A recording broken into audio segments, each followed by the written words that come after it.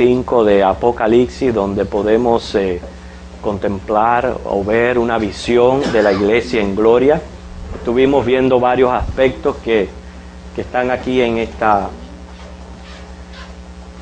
gráfica, donde se veía el trono de Santo de Dios, los 24 ancianos con sus coronas. Hay muchos aspectos de este capítulo 4 y 5 que aún no hemos estudiado, porque estábamos viendo en ese versículo 1 del capítulo 4, esa frase donde dice, sube acá, esa puerta abierta que se encuentra en el cielo, lo cual es representativa de el rapto. Al principio, en la introducción del estudio de Apocalipsis, estuvimos enseñando varias escuelas de interpretación con relación específicamente a este evento del rapto. Nosotros somos, por lo menos, recuerden que en escatología hay diferentes maneras de pensar, ¿no? Las personas tienen diferentes doctrinas. Yo personalmente, pero no sé si será la opinión de ustedes, pienso de que el rapto va a ocurrir antes de la gran tribulación, antes de los que lleguen estos 7 años de gran tribulación, pero respetando las opiniones que tengan los que piensan que es a la mitad, o los que no reconocen el evento del todo, o que va a ocurrir detrás de la tribulación. Disculpen, pero este estudio está basado en un rapto pretribulación, y precisamente vamos a dar algunas evidencias bíblicas de por qué pensamos de esta manera. Ahora, a una manera práctica, y no quiero que se tome mucho tiempo del estudio, pero si yo le fuera a preguntar en frases muy corticas, una razón por la cual usted piensa de que el rapto va a ocurrir antes de la tribulación, ¿quién me pudiera dar una razón? Hermano Julio. Cuando el Señor abre los sellos, la iglesia está alrededor del trono. Muy bien, porque así ven, esas frases así breve. Otra razón. Otro ejemplo sería el arca de Noé, cuando el Señor va a castigar, esta fue la dice. Ok, muy bien. No cerró la puerta. ¿Está bien? Otra razón por la que se queremos en un rapto pretribulación, frases. Hemos mencionado 2 razones. Bueno, vamos a estudiar 13 razones bíblicas por la cual creemos en un rapto pretribulación. Nosotros voy a irlas mencionando para que los que estén tomando nota, algunos versículos bíblicos, solamente para que los apunten, los estudien en su casa, y después vamos a ver la exégesis que se encuentra en Primera de Tesalonicenses 4, que habla más sobre este tema. ¿Okay? La primera razón se encuentra en 2 de Tesalonicenses 2, versículos 6 y 9, que vamos a ir allá. 2 de Tesalonicenses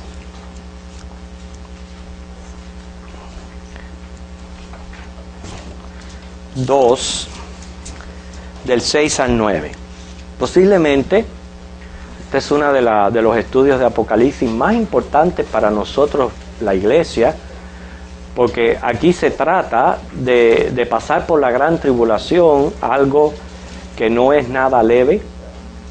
Cuando nosotros profundicemos en este estudio de la gran tribulación, usted se va a dar cuenta que es más serio, mucho más serio de lo que nosotros pensamos que es. Por tanto, tener la esperanza de que vamos a ser librados de este tiempo, para mí es algo grandioso, para mi fe, para mi vida. Me da esa paz, esa tranquilidad, que puedo confiar en los brazos del Señor. Por tanto, es una de las clases más importantes que nosotros podamos tener de Apocalipsis para nosotros, la iglesia. Y recuerden que los primeros 4 capítulos de Apocalipsis, el Señor a quien le está hablando es a la iglesia.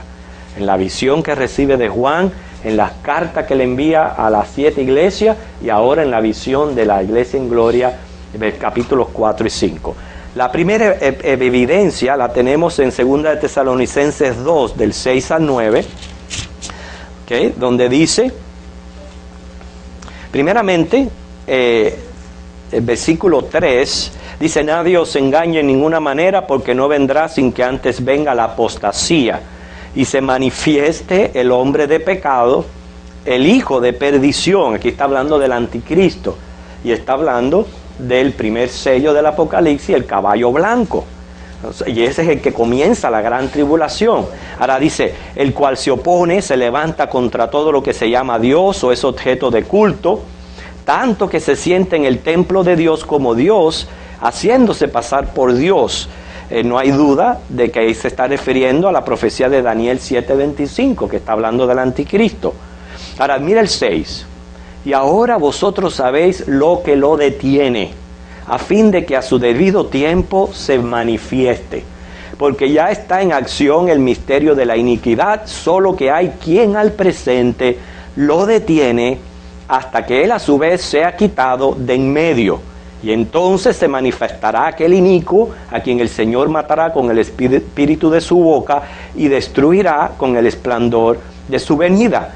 Inicuo cuyo advenimiento es por obra de Satanás, con gran poder y señales y prodigios, mentiroso.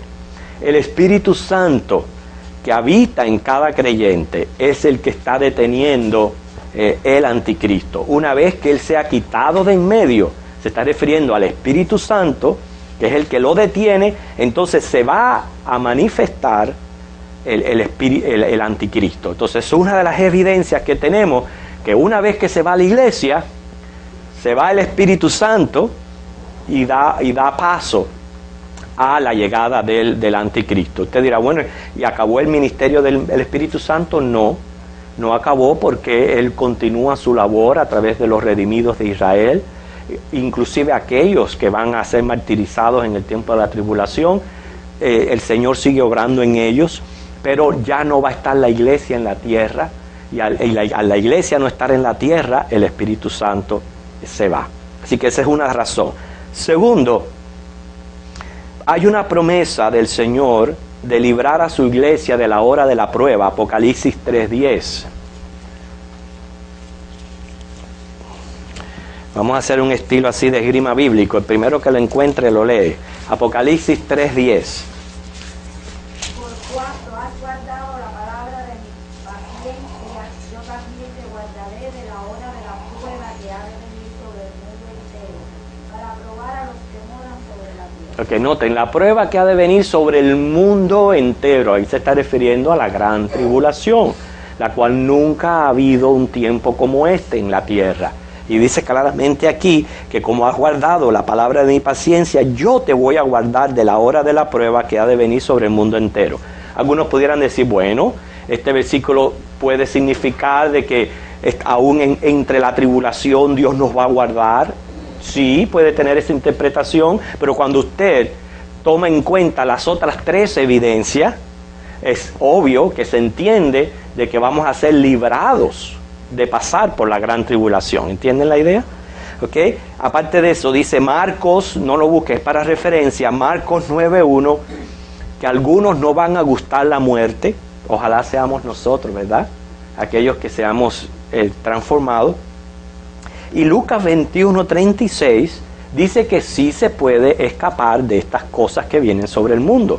O sea que estas son todas promesas del Señor. Ok, la tercera evidencia es la que hemos venido estudiando en la clase pasada y vamos a continuar, que es la visión de la iglesia en gloria, como decía el hermano Julio, antes que se abren los sellos. Si el capítulo 6 de Apocalipsis muestra la apertura de los sellos, quien lo abre es el Cordero, es el Señor Jesús. Juan se ve que está ahí en medio de ellos, donde inclusive comienza a llorar porque no hay nadie que pueda abrir el libro. Sin embargo, un ángel le dice, no temas, aquí hay alguien que sí puede abrir el libro.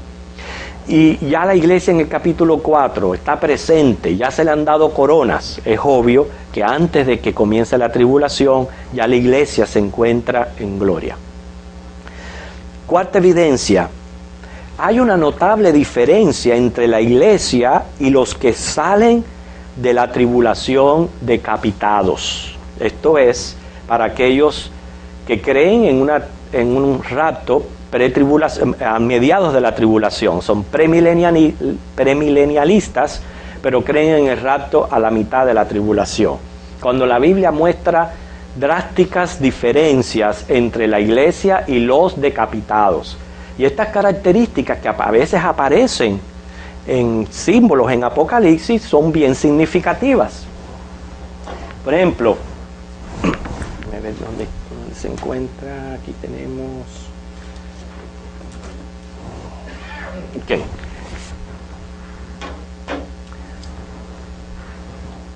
Por ejemplo, la vestimenta, de la iglesia se presenta con vestido de lino fino, y los decapitados, dice, visten ropas blancas.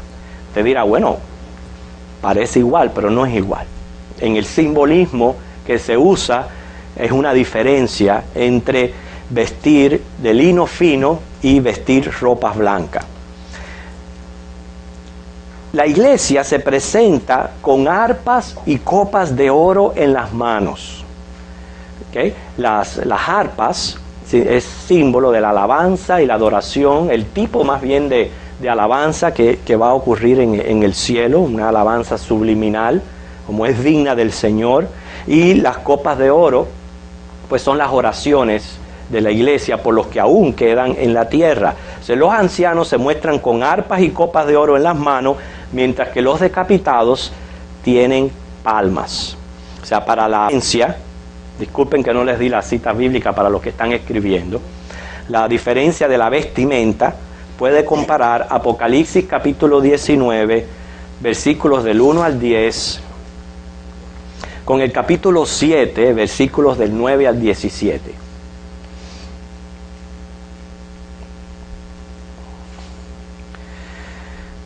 La referencia para los ancianos que tienen arpas y copas es Apocalipsis 5:8, y los decapitados que tienen palmas, Apocalipsis 7:9. Todas estas citas están en Apocalipsis, así que no tienen que escribir otro libro. Otra diferencia, la iglesia se encuentra alrededor del trono, mientras que los decapitados que salen de la tribulación, delante del trono. Delante del trono, Apocalipsis 5:11 con Apocalipsis 7:9. Y la última diferencia que hay entre la iglesia y los que salen de la tribulación es que la iglesia se ve presente con el Señor, mientras que los decapitados se les manda descansar por un tiempo. Apocalipsis 6:11. O sea que entendemos que a la mitad de los 7 años de tribulación es cuando ocurre este martirio de personas creyentes. A ellos se les manda descansar por un tiempo. ¿Por qué? Hasta que se cumpla la otra mitad, los otros 3 años y medio, esperando por quienes, por los redimidos de Israel, por los que faltan por salvarse, los redimidos de Israel. Entonces, una vez que pasan los 7 años, es que estos decapitados resucitan para incorporarse al resto de la iglesia. Por eso que hay una marcada diferencia entre la iglesia y los decapitados. La quinta evidencia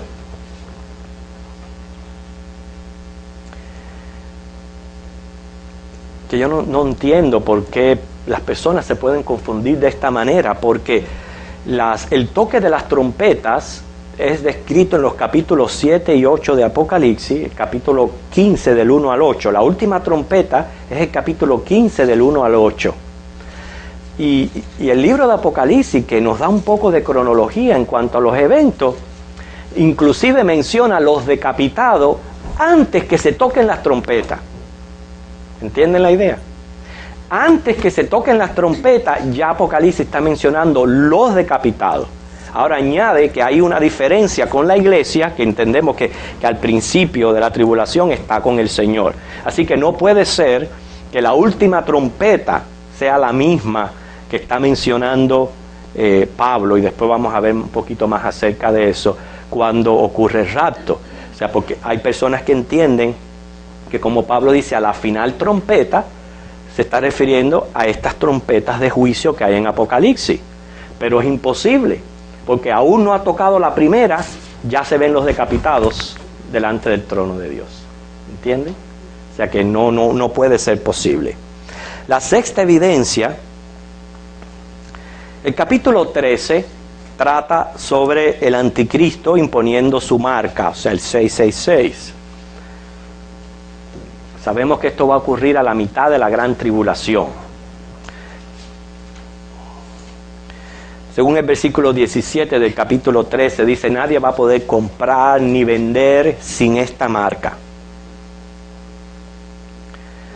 O sea que él prácticamente va a exigir la adoración, la va a exigir. Y aquellos que no se sometan a adorar a la imagen van a ser decapitados. Claramente lo dice la palabra de Dios.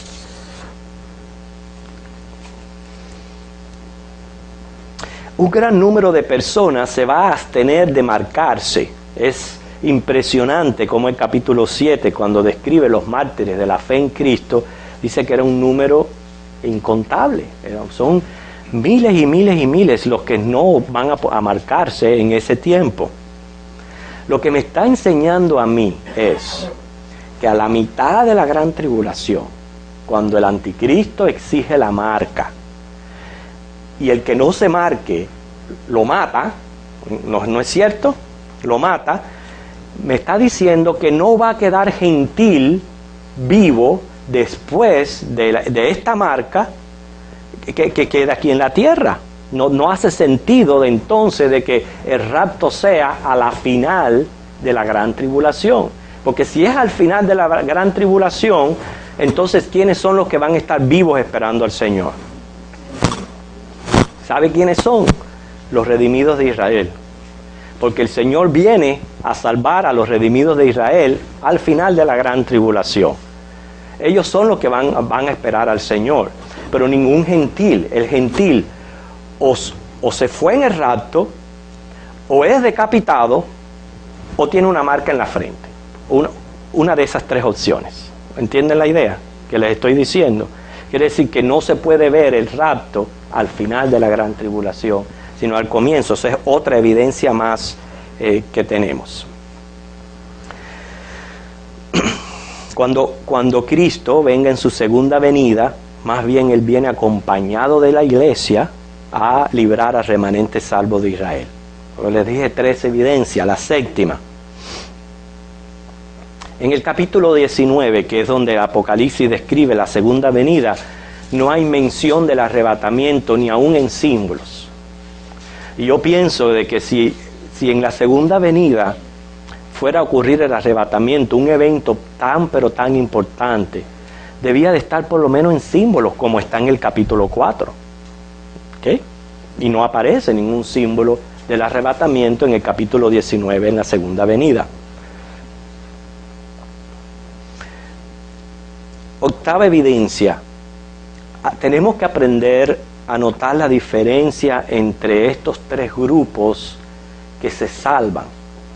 El primer grupo, que son los que se salvan al principio de la gran tribulación, es la iglesia. Y los describe el capítulo 4 y 5 de Apocalipsis. Luego los que se salvan a la mitad de la gran tribulación son los decapitados. Capítulo 7. Y los que se salvan al final es el remanente de Israel. Apocalipsis 12 del 1 al 6. Hay dos mujeres en Apocalipsis y a una de ellas se le dan alas para volar, y vamos a ver ese estudio con detalle. Pero ese es el remanente de Israel que, según Pablo, Romanos 11:25, va a ser salvo durante ese tiempo. Y esos son los que componen el pueblo de Dios, la iglesia, los decapitados y el remanente de Israel. Por eso es que en el capítulo 19, donde antes de la segunda venida, se ven las bodas del Cordero, donde hay una invitación. La invitación es al remanente de Israel, porque la boda es la iglesia, casándose con su novio, invita al remanente de Israel, y el remanente imprudente son los que no entran a la boda, que por eso está la parábola de las 10 vírgenes. Es una parábola que se refiere completamente a la nación de Israel. Y el remanente fiel de Israel y el infiel están representados por 2 mujeres en el libro de Apocalipsis. Así que es otra evidencia más que tenemos. Evidencia 9. No concuerda el hecho, como ya leímos en Mateos 24, que dice Cristo que Él va a venir como ladrón en la noche, con la segunda venida. ¿Por qué? Porque para la segunda venida han venido ocurriendo una serie de guerras. Una serie de guerras que va a culminar en la guerra de Armagedón. Y cuando Jerusalén sea rodeada por todas estas tropas del enemigo, cuando ya la tengan acorralada ahí en el valle de Megiddo, es que va a venir el Señor. Quiere decir que van a haber, como dice, señales, noticias de todo esto que está ocurriendo allí en el Medio Oriente. Quiere decir que no es sorpresa. La segunda venida del Señor no toma por sorpresa, porque hay una preparación, ¿entienden lo que le digo? Y una preparación para una guerra. Mas sin embargo, nosotros sabemos que el momento del rapto, si nadie sabe la hora, nadie sabe el día, ¿ok? Y por eso que es como ladrón en la noche, lo estamos esperando en cualquier momento, porque eso sí, no va a haber, aunque hay señales del fin del mundo, pero no sabemos con certeza. Por eso nosotros no podemos estar creyendo por ahí. ¿Quién a usted le menciona un año o una fecha? Ahora lo popular es el año 2012. No esté creyendo esas cosas, hermano. La humanidad ha estado señalando años y años y años. Nosotros sabemos que va a ser como ladrón en la noche. Pero una vez que la iglesia se vaya y ocurre el rapto, usted sí puede marcar 7 años, que en 7 años Cristo viene en su segunda venida. Entonces, esa segunda venida sí tiene un tiempo específico que podemos esperarlo y que podemos estar seguros que va a ocurrir, pero el rapto no. Entonces, si el rapto fuera en la segunda venida, no es como ladrón en la noche. Entonces, es otra evidencia más que tenemos. La evidencia 10. El rapto no divide la segunda venida en 2 eventos, porque el rapto no es la segunda venida. Quiero explicarle. A la primera venida de Cristo, en la primera venida de Cristo ocurrieron muchas cosas. Su nacimiento, su crecimiento, su tiempo ministerial, su muerte, su resurrección, su ascensión. Ocurrieron muchas cosas y a todo eso se le llama primera venida. Bueno, a los acontecimientos escatológicos futuros, a todo eso se le llama la segunda venida de Cristo. Todo eso tiene el nombre segunda venida de Cristo, pero van a ocurrir muchos eventos que marcan esa segunda venida de Cristo. El rapto no es la segunda venida de Cristo literal. ¿Por qué? Porque en el rapto, en ningún momento el Señor pone un pie en la tierra. En ningún momento. Él dice que nosotros somos los que vamos a ser transformados y llevados y nos encontraremos con Él en las nubes. Y de ahí Él nos va a llevar. Sin embargo, en la segunda venida, Él sí pone un pie en la tierra, allí en el valle de Megiddo, para establecer su reino. Entonces, como ustedes pueden, hay una gran diferencia y esa es la número 10. 11. Cuando Cristo regresa con su iglesia, viene a establecer ya su reino en la tierra. Ya los juicios han acabado. Cuando Él venga, viene a establecer ese reino milenario de paz en la tierra, Apocalipsis 19 y 20. La evidencia número 12.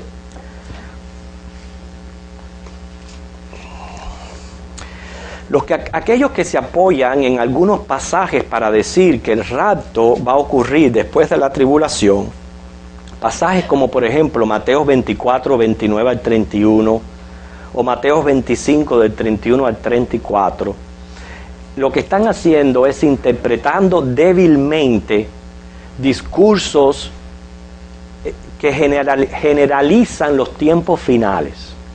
En otras palabras, quiero explicarle, cuando el Señor Jesús dijo su discurso apocalíptico, Él habló generalizando lo que iba a ocurrir en su segunda venida. Pero lo que Él habló generalizando, luego a través de las profecías que aún no se habían dado, porque fueron dadas a Juan en los años 90 y pico, en la década de los 90, es la que se encarga de aclararnos cada uno de estos eventos y la secuencia de estos eventos. Por ejemplo, el Señor dice, llegará el momento en que Dios va a poner las ovejitas a la derecha, los cabritos a la izquierda. ¿Ve?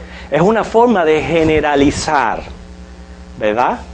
Lo que después Él va a hacer. ¿Cómo Él va a poner las ovejitas a la derecha y los cabritos a la izquierda? Bueno, va a comenzar con las ovejitas en el rapto, después en la decapitación, después con el remanente de Israel. ¿Y cuándo va a poner los cabritos a la izquierda? Cuando resuciten en la última resurrección para juicio final.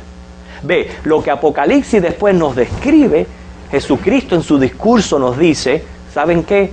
Llegará el día en que cuando yo venga, unos van a ser salvos, otros van a ser condenados. Ve, Él generaliza.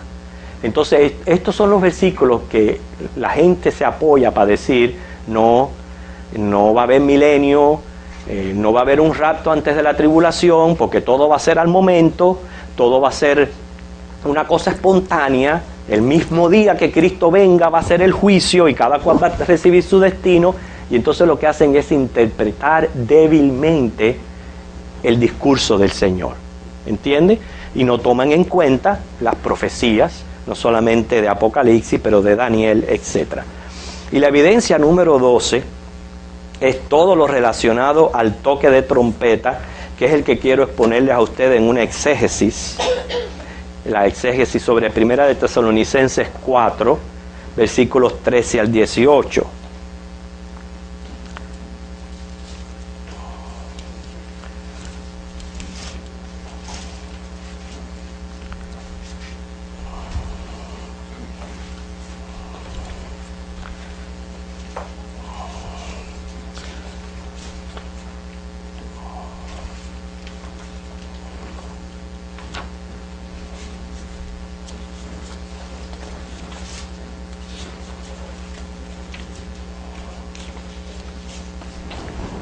Primera de Tesalonicenses 4, pudiéramos decir que es el texto lema del arrebatamiento, del rapto de la iglesia.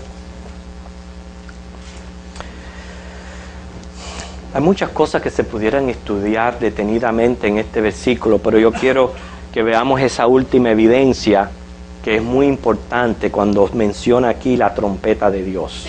¿Okay? Dice, tampoco queremos, hermanos, que ignoréis acerca de los que duermen, para que no os entristezcáis como los otros que no tienen esperanza. Porque si creemos que Jesús murió y resucitó, así también traerá Dios con Jesús a los que durmieron en Él. Por lo cual os decimos esto en palabra del Señor, que nosotros que vivimos, que habremos quedado hasta la venida del Señor, no precederemos a los que durmieron. ¿Ven ahí generalizado la segunda venida del Señor? ¿Ven el sentido que yo les dije? Que a todo lo que ocurra en estos eventos futuros se le llama la venida del Señor, pero que en sí, dentro de cada evento, hay una marcada segunda venida que es después de la gran tribulación. Pero a todo, en general, se le llama la segunda venida. Ahora dice, porque el Señor mismo, con voz de mando, con voz de arcángel, con trompeta de Dios, descenderá del cielo. Los muertos en Cristo resucitarán primero, y luego nosotros, los que vivimos, los que hayamos quedado, seremos arrebatados juntamente con ellos en las nubes para recibir al Señor en la tierra, no, en el aire. ¿Okay? Dice, y así estaremos siempre con el Señor. No se nos mandó a descansar como a los decapitados, sino para estar siempre con el Señor. Esas son las marcadas diferencias que yo quiero que ustedes aprendan a notar en la Biblia. Ahora, hay quienes piensan que esta trompeta que menciona aquí nada tiene que ver con la de 1 de Corintios 15, 52. Vamos a leer ese versículo. 1 de Corintios 15, versículo 52.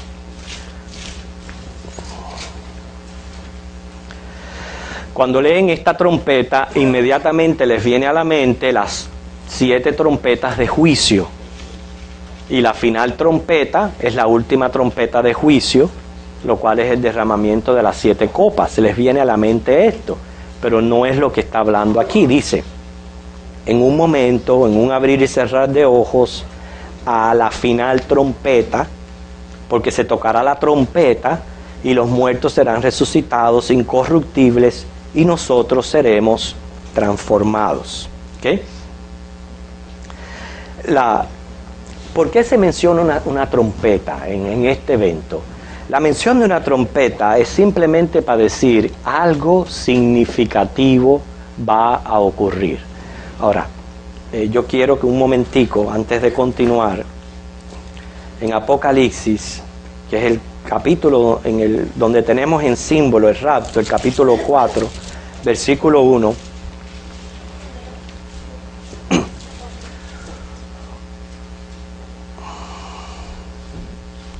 después de esto miré, he aquí una puerta abierta en el cielo. ¿Qué significa puerta abierta? Entrada. O sea, va a haber entrada al cielo. Hasta ahora no se había abierto una puerta, ¿verdad? Esta es la primera vez que se abre una puerta en el cielo. ¿Okay? Dice, y la primera voz que oí, ¿como de qué? Trompeta. Hablando conmigo dijo, sube acá. Y yo te mostraré las cosas que sucederán después de esta. Ese es el rapto de la iglesia. Ahí se encuentra en ese versículo. Porque la trompeta señala que algo significativo va a ocurrir. Y yo no tengo problema en aceptar que la trompeta que habla 1 de Corintios 15 sea la misma de Tesalonicense y sea la misma de Apocalipsis 4.1. No tengo problema en interpretar que sea la misma. Primero porque Pablo es el autor de ambas cartas. Y lo que está haciendo esta trompeta es llamando a los santos a la casa del Padre. Fíjense, dice a la final trompeta, no dice a la séptima trompeta, dice a la final trompeta, número 1. ¿Por qué se le llama la última? Porque ya es el momento que finaliza la dispensación de la iglesia. O sea, la iglesia que es salva por la gracia de Dios. Yo creo en dispensaciones y yo creo que cuando suena esta trompeta está terminando la dispensación de la iglesia. O sea, lo que el Señor está haciendo ahora con su pueblo. ¿Por qué? Porque la proclamación de la gracia del Evangelio comenzó con una trompeta y termina con una trompeta. Bueno, pues ¿cómo decimos esto y por qué? ¿Okay? No aparece literalmente que el Evangelio haya comenzado con una trompeta, pero es lo que está implícito en el significado del vocablo evangelio. El significado del vocablo evangelio significa buenas noticias. Y casi siempre, más en aquel entonces, las buenas noticias se proclamaban con trompetas. Y evangelio es dar una buena noticia, es hacer sonar o escuchar una buena noticia. Por tanto, la buena noticia sabemos que es que somos salvos por la gracia de Dios. Esa es la buena noticia, eso es lo que estamos gozando hoy día. ¿Okay? Es así, por eso que el Evangelio comienza con una trompeta y termina con una trompeta. Alguien que me lea 1 de Tesalonicenses 1:8.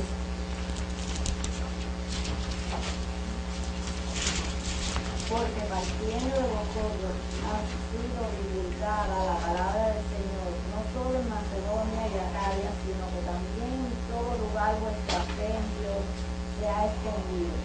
De modo que nosotros no tenemos necesidad de hablar nada. Fíjate, ha sido divulgada la palabra de Dios, se ha hecho sonar, se ha hecho escuchar el Evangelio a través de las naciones.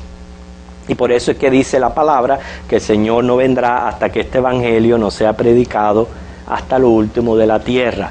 Todo eso tiene que ver con la proclamación del evangelio. ¿Okay? O sea que todo esto resulta de la práctica de dar una noticia a son de bocina. Ahora, cuando Pablo escribió acerca de estas trompetas, el Apocalipsis no existía. No existía aún no se había dado la revelación del Apocalipsis. Aún no habían sido dadas las trompetas de juicio, no habían sido mencionadas, nada de eso había sido mencionado. Bueno, algunos dirán, Pablo bien pudo hablar proféticamente, pero podemos ver otra posibilidad de acuerdo a la relación que siempre ha tenido la iglesia con el pueblo de Israel. El pueblo de Israel, que fue un pueblo escogido por Dios, igual que la iglesia es un pueblo escogido por Dios, siempre fue figura o tipificó la iglesia en muchos aspectos.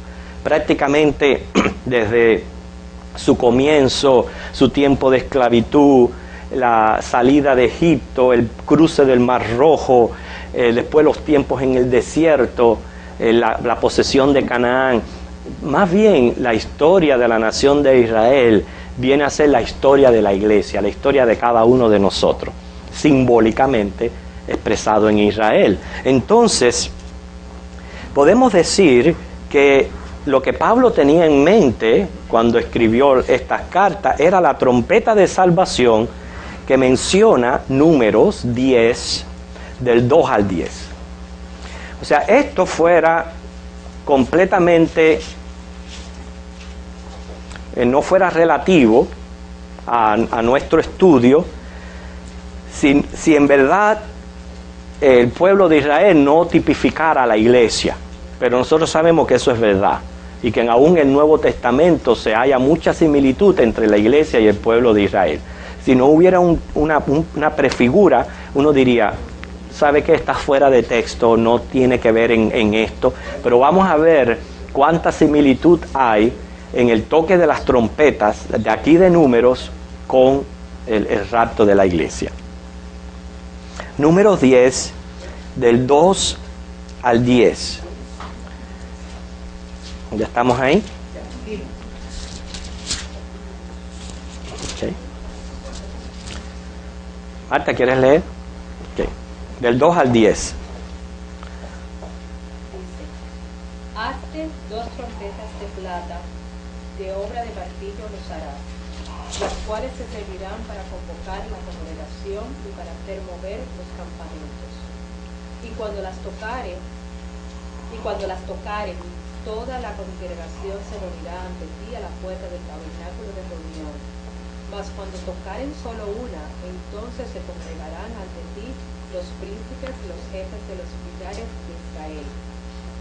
Y cuando tocareis alarma, entonces moverán los campamentos de los que están acampados al oriente.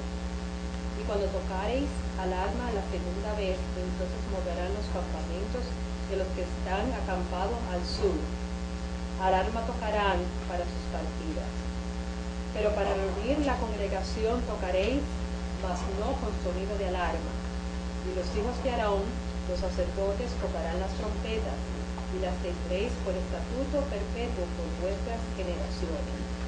Y cuando saliereis a la guerra en vuestra tierra contra el enemigo que os molestare, tocaréis alarma con las trompetas, y seréis recordados por Jehová vuestro Dios, y seréis salvos de vuestros enemigos. Y en el día de vuestra alegría, y en vuestras solemnidades, y en los principios de vuestros meses, tocaréis las trompetas sobre vuestros holocaustos, y sobre los sacrificios de paz, y os serán por memoria delante de vuestro Dios. Yo Jehová vuestro Dios. Como ustedes notan aquí, el Señor le mandó a hacer 2 trompetas de plata. Ahora, es significativo que no era cualquier plata, sino eran los ciclos de plata de la salvación que menciona Éxodo 30, del 12 al 13. Todo varón mayor de 20 años tenía que pagar un rescate cuando era formalmente contado dentro del pueblo de Dios. Tenía que pagar un ciclo de plata que pesaba 11.4 gramos, de manera que el rescate era de 5.7 gramos de plata.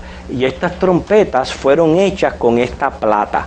O sea, la plata que dieron como rescate o como salvación. Entonces ya ahí hay algo significativo con el hecho de nuestra salvación, de que obviamente antes de ser parte de la iglesia y ser arrebatado, primero somos salvos por Cristo. Ahora, estas trompetas servían para dos motivos. Una era para convocar la congregación y la segunda era para poner en marcha el campamento. Ustedes saben que el pueblo de Israel vivió en peregrinaje por todo aquel desierto. Imagínense, millones y millones acampando por tribus, tenían un cuadro perfecto alrededor de aquel tabernáculo. Mover aquel campamento no era nada fácil. Mover a un pueblo tan numeroso no era nada fácil. Y lo hacían al son de estas bocinas. Cuando se tocaba la primera vez era para convocar el pueblo. Cuando se tocaba por segunda vez era para poner en marcha ya el campamento. O sea, trasladarse a otro lugar. Convocar es lo que el Señor está haciendo en este momento con su pueblo. Cada vez que se anuncia el Evangelio del Señor, se está convocando, se está llamando a los escogidos. Y obviamente el Señor espera pacientemente hasta que todos procedan al arrepentimiento. El Señor, con la voz de la trompeta del Evangelio, que es la primera que se toca, está convocando a su pueblo. Estamos esperando el segundo toque, ¿ok? Cuando se toca en forma fuerte. O sea, cuando se hacía en forma de ruido, ya era para ponerse en marcha. Ellos debían preparar el equipaje, recoger las tiendas, pues tenían un orden muy establecido, muy organizado. Y la trompeta de alarma, esa se tocaba dos veces. Una organizaba en el oriente, la segunda organizaba el sur, según Números 10 del 5 al 6. Pero cuando se daba el último trompetazo, que noten la idea era tocar la trompeta de dos formas. Cuando se tocaba en una forma, ellos la oían, ese sonido significaba convocar. Cuando se tocaba como un ruido de alarma, la primera se ponía en marcha ya se agrupaba lo que es la parte, déjeme ver aquí, la parte del oriente. Se tocaba otra vez y se organizaba el sur. Entonces en el último trompetazo ya el pueblo marchaba. Entonces esa es la final trompeta a la que está refiriéndose Pablo, ¿ve? Es el final trompetazo. Quiere decir, el pueblo ya se va o ya se fue, ¿okay? Ya estaban listos para emprender esta marcha. También, miren el versículo 9, que este trompetazo servía para librar del enemigo. Dice, cuando salieres a la guerra en vuestra tierra contra el enemigo que os molestare, tocaréis alarma con las trompetas y seréis recordados por Jehová vuestro Dios y seréis salvos de vuestros enemigos. Quiere decir que otro propósito de esta trompeta era librar del enemigo. Y es lo que el Señor está haciendo con nosotros, con la iglesia, librándonos del anticristo, librándonos de la gran tribulación. ¿Okay? Nosotros sabemos que con toque de bocina Dios entregó a Jericó al pueblo de Israel. Y por lo que ven, todo esto es una preciosa imagen, hermanos, del arrebatamiento. O sea, el pueblo de Dios poniéndose en marcha y Dios librándolos del anticristo, como prometió en Apocalipsis capítulo 3, versículo al 10. Ahora, brevemente, hay otros aspectos a considerar. ¿Okay? Las 7 trompetas de Apocalipsis son trompetas de juicio que va a venir sobre el mundo que rechaza a Cristo, sobre todo la casa y el dominio del anticristo.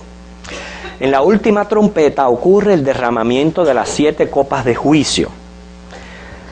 Todas estas trompetas son tocadas por ángeles.